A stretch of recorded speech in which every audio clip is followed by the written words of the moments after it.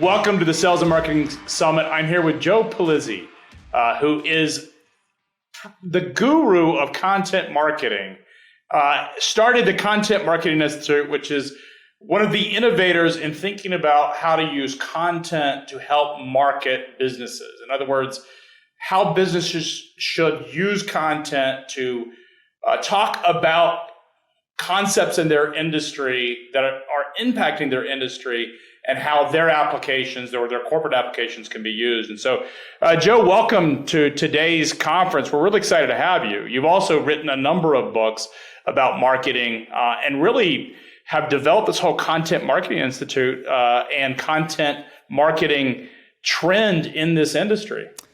Yeah, hey, Craig, thanks for having me. When I started in this industry in 2000 and nobody called it content marketing. And we figured we had better start calling it something so that marketers actually paid attention to it. They used to be called custom publishing, custom media. And we're like, okay, if you want marketers to pay attention, you better call it something marketing. So we started calling it content marketing. And it's become one of the fastest growing areas in marketing simply because, as you and I have talked about before, you have more and more companies out there that are saying, look, we can't be on other social platforms. We have to figure out how we can communicate with our audience on a regular basis. How do we do that? We need to create valuable, relevant, compelling information on an ongoing basis and have them actually want to pay attention to our marketing, that we have sending something of value instead of always just selling and they can ignore that at will. So we have a lot of companies that are saying, taking the media into their own hands and saying, we're going to become the media resource for our industry. And it's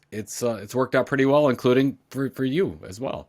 You know, I heard about your podcast. Actually, FreightWaves got a shout out. You guys called us the CNN of transportation and logistics. And so it was something that that's how I initially started listening to the podcast that you guys do each week, where you talk about marketing concepts and issues and really bringing the intersection of media and content branding and talking about all of the stuff that's taking place. It's interesting because now there is a broader awareness of how content marketing and audiences and communities, how much value they bring. We saw the transaction of Barstool Sports being acquired this past summer, last year, I should say, and what that did for Penn National, certainly in terms of bringing a younger audience to a brand. But you've also seen companies like Red Bull and Marriott that have used their publishing and media arms to really create brand identity. There was one last week, I think, that Travel and Leisure got purchased for that particular purpose, is tied into long-term vacation rentals. I'm curious, is this something that over the next decade you're expecting to see a lot? We should expect to see a lot of brands do? It's a great question. So you have the buy or build scenario. So look at Red Bull, great example. One of the early adopters to content marketing. They started 15 years ago with believe it or not, a print magazine that they delivered at the racetrack. And that print magazine, Red Bulletin, is now delivered to 2 million people all around the world. And of course, you've got Red Bull Television. They've got their own entertainment label. They really are, they're sort of the ESPN for crazy sporting events. And then, oh, by the way, why don't you drink some Red Bull?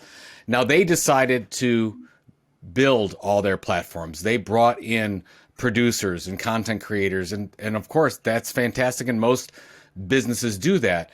But it does take time. I mean, it took Red Bull 3-4 years just to get their footing because you are investing in a whole product area that you're not used to. You're building a media company inside your organization. Well, you have a lot of businesses out there with budget and cash, and they can say, look, maybe it would be better for us to go out and buy that property. So, and by the way, it's not just, you talked about the Travel and Leisure example. Wyndham Destinations purchased that. They now have an audience of people that were subscribed to Travel and Leisure, and now they're subscribed to Wyndham Destinations publication, and they're buying all that talent as well.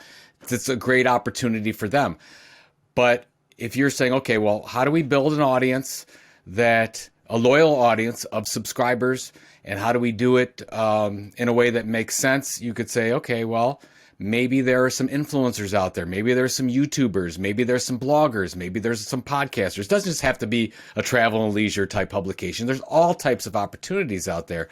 And I've been having these discussions with chief marketing officers for, I think the first one I had, I think was 2008, when they were trying, this is a large top 50 company.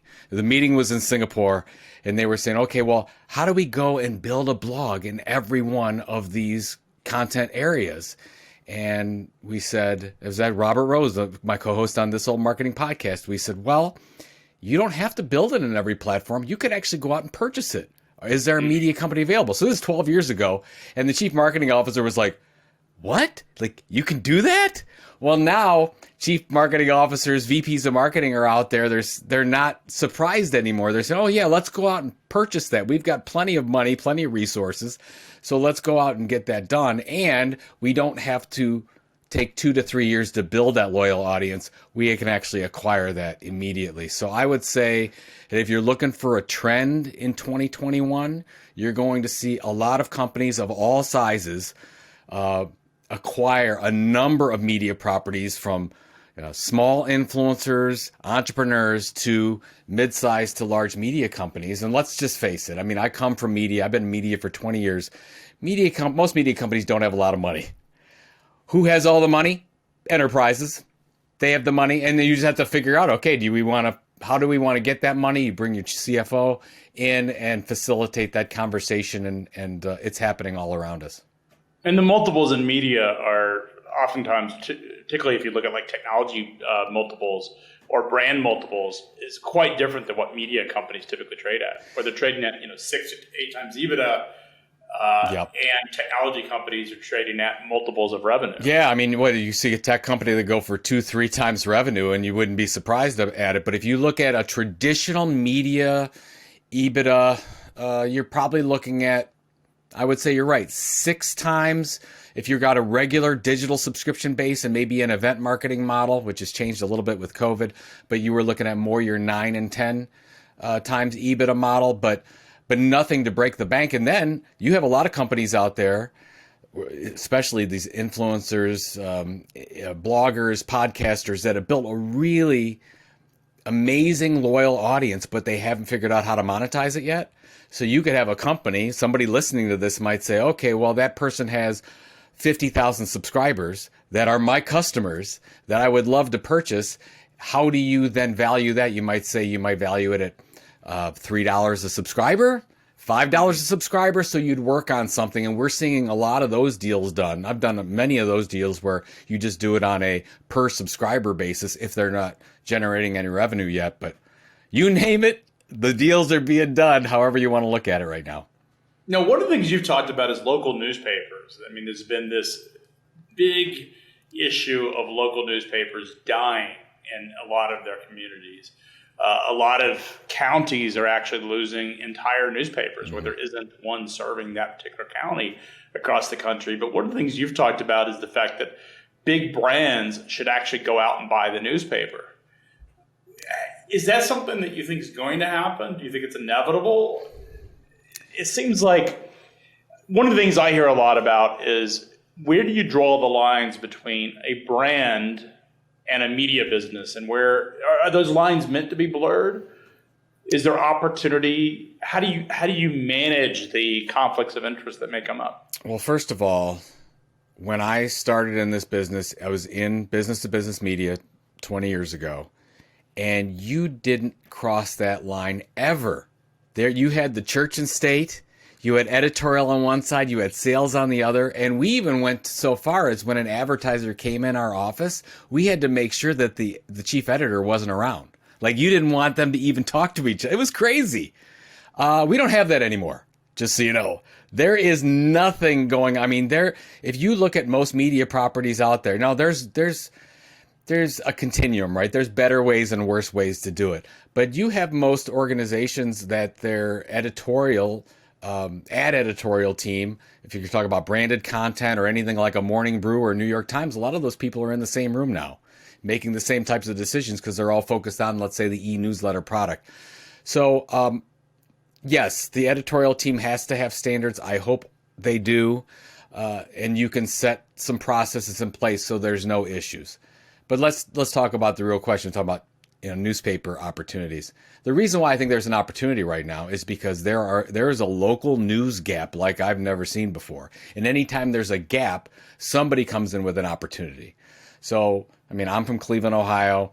The Cleveland Plain Dealer is our newspaper. They're hanging on. It's okay, but I could see down the road in a couple years that they're not going to be able to survive that model anymore because the advertising has dried up so much and paid subscriptions haven't fallen into place. Well, you've got a lot of big companies here in Cleveland. You've got Progressive, you've got Eaton, you've got Lincoln Electric, Parker Hannifin, a lot of big B2B companies. Lubrizol's, part of Lubrizol's here. Well, why couldn't they get a consortium together and say, for the goodwill of the city, what would that do? And by the way, pennies on the dollar for a Progressive. I mean, come on. Progressive's all over the stadium down here. Of course, I was watching the Browns game recently, and you've got the Progressive commercials with Baker Mayfield. They're spending a lot of money. So yeah, these stadium deals, like you mentioned, are measured in tens of millions of dollars versus what it would take to acquire a newspaper and then deal with the operating deficit. Yeah. You just look at what Progressive spends in their marketing campaigns, it's insignificant compared to it's significant compared to what if it was their own publication. Yeah, so I think that, Craig, I think the thing just to think about for the people listening to this conversation is you look at the spending a little bit different. You're buying an asset. It is a long-term asset. You can look at it in many ways, however you look at it in your organization. You're not just buying advertising that you have to, or buying a pay-per-click ad that you've got to see return on immediately. This is much, much different. So what you do is when you buy that audience, and you have access to that audience now, you can look at the success of that, the return on investment of that in many different ways. Does that audience over time, does that audience buy more of your product? Do they stay longer? Do you have an increased yield? Can you actually launch new products off of that? In the case of Arrow Electronics, which is one of the largest electronic distribution companies in the world, they've got 52 different brands now. Each one of those brands by themselves is profitable. It's kicking off its own product from advertising and subscriptions. And then, oh, by the way, they're selling additional product there. So yes, and by the way, to answer your other question, they have an editorial setup where there's a little bit of cushion between the advertising and the revenue and the editorial. And that's where you need to have some of that oversight there.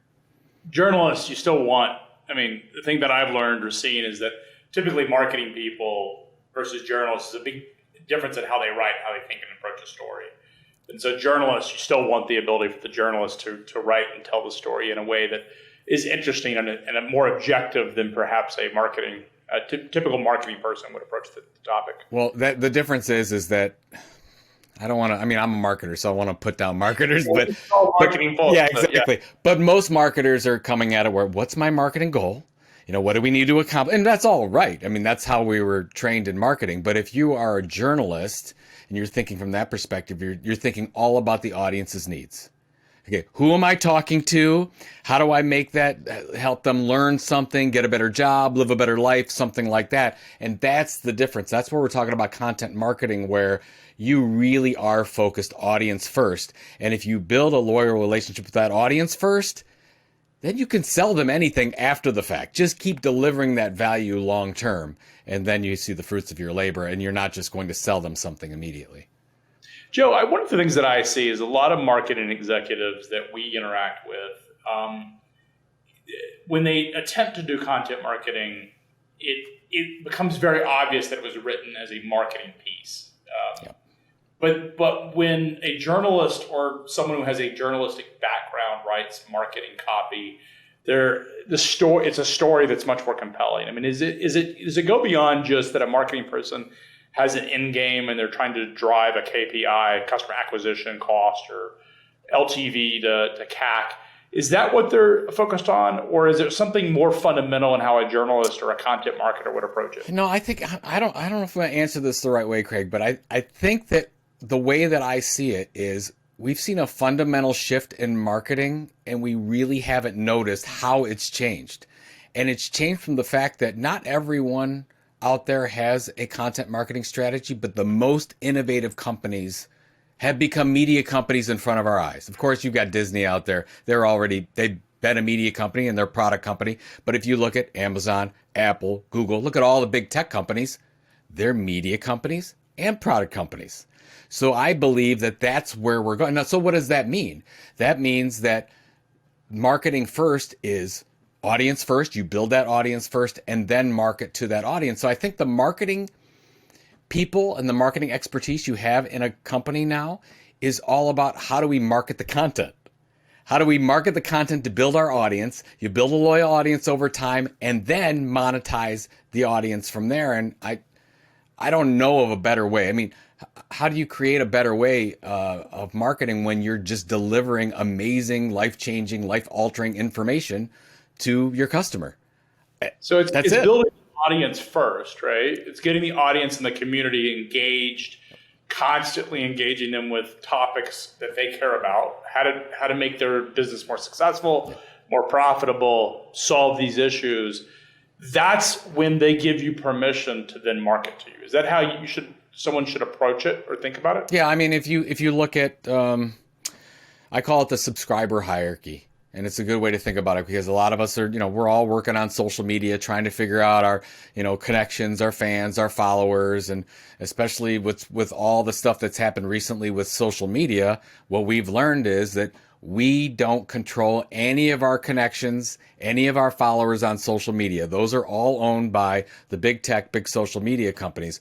What we can control is if somebody out there likes our information so much, they're willing to opt in, give permission, and generally that happens through some kind of email offering. So when we look at the subscriber hierarchy, something like a Facebook, and I don't want to put down Facebook, but they're really at the bottom. Facebook, and then you've got YouTube and TikTok and Snapchat and all those other things. And then you've got podcasts. You go up a little bit higher and then you get to the top. The top is any kind of email offering or any kind of membership where somebody is giving you their email address because they are going to exchange that value for the value you're going to deliver ongoing basis.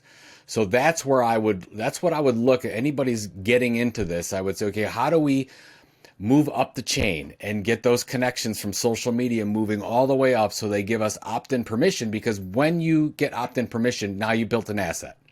That's what we're talking about, paying on a per subscriber basis. How do you value a media company? I mean, a New York Times, you can value absolutely on revenue or EBITDA, but you don't value what a lot of people think is, I got to create more content. You don't value New York Times on how many stories they write or necessarily their content archive. You value them on the audience they have and how they monetize that audience.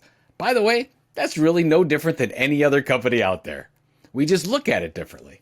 For sure. One thing you mentioned, and there's been a lot in the news recently about the big tech companies, the big social media platforms, effectively having the right to turn off certain voices or certain audiences at any moment in time. Now, some of it, there's a lot of case of why they would want to do that, controversial or polarizing content or what happened around sort of the social distress. So we understand why, but they effectively, it's their audience that you're actually borrowing as you're putting content. You don't own the audience, but so much investment is around social media, at least in our industry, less so in sort of direct content management. What would you recommend an executive that wants to go into the C-suite and get budget for developing content? What would you recommend that they do to justify building their own audiences that they own? Well, you have to go in with a hypothesis. So you're not just going to say, we should build an audience. Well, why should you build an audience? What's the goal? So you believe that if you build a loyal audience, that X, Y, or Z is going to happen. You're going, like we talked about before, we can create longer term customers, or we can keep employees longer and we use it as a recruitment tool. What is going to happen? What is the business objective that you can reach because you're going to invest in an audience? That's what you need to go in with. And then you work it back and say, okay, well, what is it going to take to get there? How long is it going to take? And that's when you have the question, like we talked about before, well, do you buy or build? That happens right at the start. And growing up in media, I learned that you have to ask that question first before you start building, because it's, in my opinion, sometimes a lot better to buy. And you can get there a lot quicker. So I want to go in and say, okay, well, once I build that audience, like when with Content Marketing Institute, we started building that audience in 2010. And then by 2011, we had enough of that audience to say, okay, well, now we can monetize that audience through a live event. And that live event turned into a $6 million a year event. And we would say, oh, now we're going to monetize that through training, or now we're going to sell these products, or we're going to buy this product and then sell as part of our product suite. So those are the types of things that you look at. And I think that if you are a VP of marketing today, you're really like a portfolio planner. You're like, okay, well, here's the audience. The audience is the valuable thing in the middle. And here's all the ways I can drive revenue from that. And how do I move those pieces around? Yeah, we bought a publication last year. So FreightWaves has had a publication. We organically built it. And so we've been around, but we had the opportunity to actually buy another publication. So we started doing a lot of trucking. Our focus was in the trucking business to start with. But we had the opportunity to buy an ocean publication called American Shipper. We paid 6 times EBITDA. It was profitable the day we bought it. But when we put it into this broader ecosystem, the business revenue, we've doubled it because they were print publisher first, didn't understand or didn't have the infrastructure or culture to really do digital well. And so we saw an immediate bump in traffic when we put it onto our content management system. But what it also enabled us to do is to go after an entirely different audience. We ended up with 30 to 40, I think 35,000 subscribers in this email list they were sending out every day. And only 2,000 of those subscribers matched our database that is over 100,000. And what was interesting about it is it enabled us to go to market and basically take the same staff that we had. We were able to acquire a couple more writers, but effectively, it helped us expand our audience, it helped expand our content, but now we were relevant for some of these other advertisers. And what we were also able to do is take our data product into those communities that before didn't consider us a player in ocean. It was the same set of data that we had. We were offering the same product, but the brands that were looking for our data services didn't identify us as an ocean data provider because they knew us as trucking. All the content, all of the information was focused on trucking, and we weren't relevant to that audience. And so I think of that, to your point that you made, is that enabled us to then be relevant to that. They had a brand identity to this older publication that had been around for 70 years, and we were able to get that brand identity by the moment we purchased it. It's a great example. What is the value of being the leading informational, educational resource in your industry? And you just gave 6 reasons right there on how it changed the face of your organization. It's amazing if you do that. So that's where I love the example of, let's say that you are a mature company and you say, but we're going to launch this product that we have or a new product to that audience, but we don't have that audience yet. Well, how? It's going to be so difficult to move that entire company and everything you're doing into a group that doesn't know who you are. Or you could go out and buy a relationship with that audience over time and then launch the product. It's just easier to do that. And I can't imagine why anyone would go into a market today when all these opportunities are in front of us now and say, we're going to do it the old fashioned way. We're going to start advertising. We're going to create all this brand awareness. We're going to talk about how great our product is and all the features and benefits and blah, blah, blah. And we're going to send the sales team out. Well, give the sales team some air cover. I mean, give them some air cover so that you can go in and right away they're going to say, oh yeah, I know you guys. You guys are wonderful. We want to work with you. Well, one of the things that I think is interesting that I've seen as well is if you own a community, if you're a voice of a community and you brought them in using media as that glue to your community, is that your product doesn't have to be perfect the day it's launched. Is that unlike a traditional media campaign where you've got all this advertising investment up front to sort of seed the market and explain it, there's a lot of potential of that product failing the moment it hits it gets into market because it's not perfect. It's not vetted by the market. You haven't gotten a lot of data to figure out what works. And so you spend a lot of money and resources and energy launching the product into a market that may not be ready for that particular offering. Whereas if you own a community, you can almost soft launch the product and get the community involved in that feedback loop and helping you improve upon it. And in many ways, you're buying yourself some time, and you're buying yourself an opportunity to fail, but fail quickly, and continue to iterate on it if you own a community versus trying to launch it the traditional way. That's right. And then that's the whole idea behind minimum viable product, right? You go in there and you say, okay, here's an audience that trusts us. And if we fall on our face, they're not going away. And they will tell us exactly what they want to buy, how they want the product to act, what we should price it at, and you can get all that detail. So, I mean, we've worked with a lot of large enterprises over the years that just use their audience as research for product development. I mean, that's it. That's all they use it for. They don't monetize it other than the fact that we're going to launch these multi-million-dollar brands, hopefully billion-dollar brands. And before we do that, we're going to create a minimum viable product and send it to this audience that loves us. It works really well. So Joe, one thing I wanted to ask you about is the death of the third-party cookie. Is that there's been a lot of conversation about Google phasing out the third-party cookie and what that means for marketers. How would you, if someone that's a marketer was talking about the cookie, how should they think about the death of the third-party cookie? So what I would say is basically this whole thing with a third-party cookie, all we need to know is we can't get the data from web users that we used to from other platforms. So what we have to do more than ever is rely on first-party data. Like a good example is Kraft Food and Family. So Kraft Food and Family has millions of subscribers. They know everything about those subscribers. That's all first-party data because they've been, all the users there opted in to say, hey, I want your content. Here's all my stuff. You can track me, all that. You get that first-party data. You can get that. That's your IP that you have.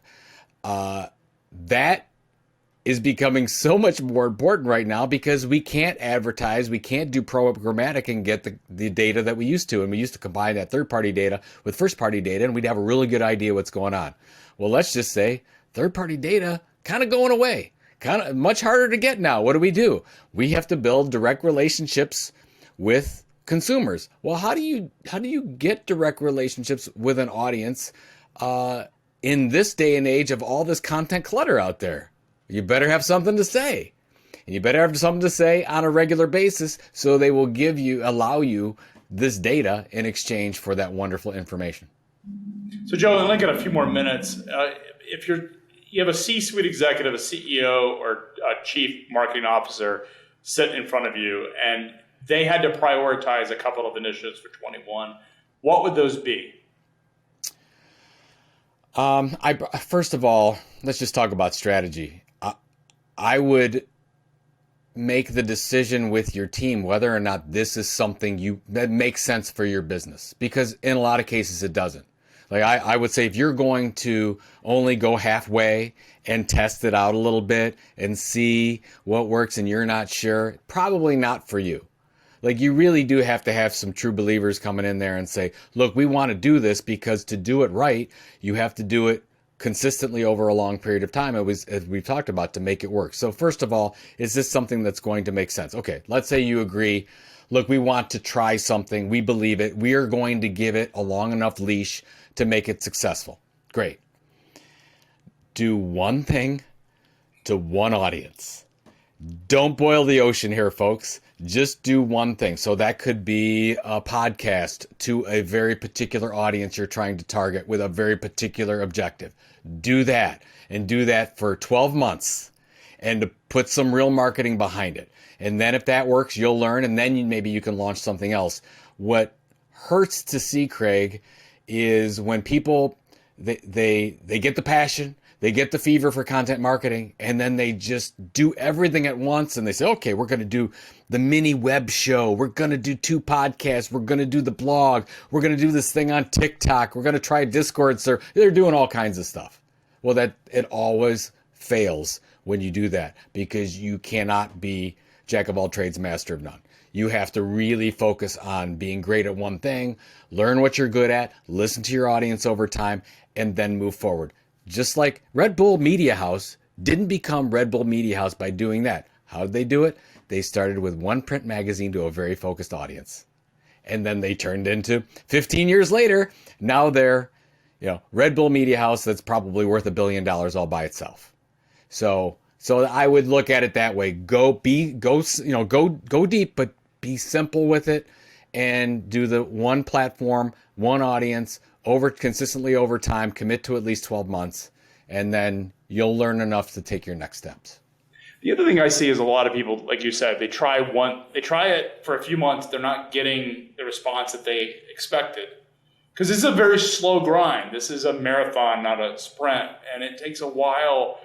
You have to have consistent cadence. Yep. You have to have consistent messaging, and you have to the content's got to be interesting enough for people to tune in. I think a lot of times, what I see is companies launch campaigns, are putting out a lot of messages for a few months. They don't get the objectives they want. They get distracted and they just give up. And they said, that doesn't work. This content marketing thing is ridiculous. It doesn't work. Well, you know what? I mean, you said the magic word. I know right off the bat when I go into a meeting if they're going to fail or not, because they call it a campaign. Because what happens with all campaigns? They stop. They always stop. Thankfully, political campaigns stop, right? So everything, it always stops. Sort of. It hasn't stopped yet. Oh, yeah, it does. Maybe it never ends. Maybe we're in that era. It's really bad. This is 21. But that's the thing. The content is your promise to your customers. It is a promise that you have to deliver on over and over and over again. So if you start a podcast and you send that out at Monday, 6 a.m. Eastern time for a weekly, you do it the next Monday at 6, the next Monday at 6, and I'm talking about on the minute. This is how precise we have to be, because if you're a little bit off, sometimes they might not open it, and then you've lost them. And you can't, once you get that audience, you might take years to finally get that audience, and all you have to do is make one little mistake in cadence or consistency, and you will lose them forever. So you have to make sure that you're making a long-term commitment. This is not like saying, okay, I'm going to do a 9-time program in our trade magazine, or I'm going to do a 6-month PPC campaign. Totally different than any of that. Yeah, I appreciate it. Joe, I really appreciate your time here. Anything else that our audience should do? They certainly should check out the book, Killing Marketing, which is all about the concept of content marketing. Epic content marketing, and also tune into the podcast. The podcast is actually really great. This Old Marketing, which is a chance to hear you talk about what's happening in the world of marketing. Yeah, well, no, thank you. Yeah, This Old Marketing is kind of that's the thing that how you and I met through the podcast, and then I've got Content Inc. is my new book coming out in May. So that basically talks about how to create the audience and then monetize that audience 10 different ways. So that's kind of what's coming out. And I guess what I would leave everyone with is, I know how important it is to say, okay, here is our marketing goal. But really what we're focusing on is there is a land grab going on right now for audience real estate, basically audiences like there's a real estate run or a gold run. I want people to think about it that way. That is actually what we're doing. We're all going out there and we're trying to grab that attention. It's happening right now in this industry. And I think that if we would like to see our jobs grow and our opportunities grow and our companies grow, I don't think we can ignore this anymore. I could have said 5 years ago, you don't have to worry about this. This is sort of on the fringe. Some people are having success. Some people don't worry about it. I think now, if you want to be a leader in the market, it's basically the one with the most influential audience will end up winning the day. Yeah, no, I agree. Well, Joe, I really appreciate your time. Best of luck to the Browns, and we'll talk soon. All right. Thanks for the opportunity. I appreciate it. All right. Thanks, Joe.